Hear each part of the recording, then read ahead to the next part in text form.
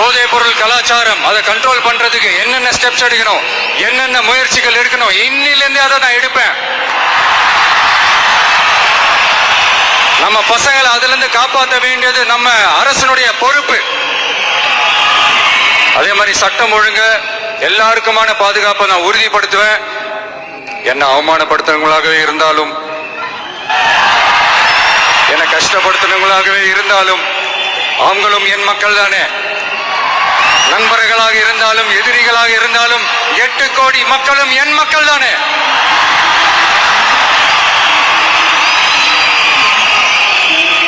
அது மாதிரி இந்த அடிப்படை விஷயங்கள், கல்வி, ரேஷன், மருத்துவம், குடிநீர், சாலை வசதி, பஸ் வசதி, இந்த மாதிரி விஷயங்கள்ல தான் என்னுடைய முதல் கவனம் செலுத்தணும்னு எனக்கு தோணுது.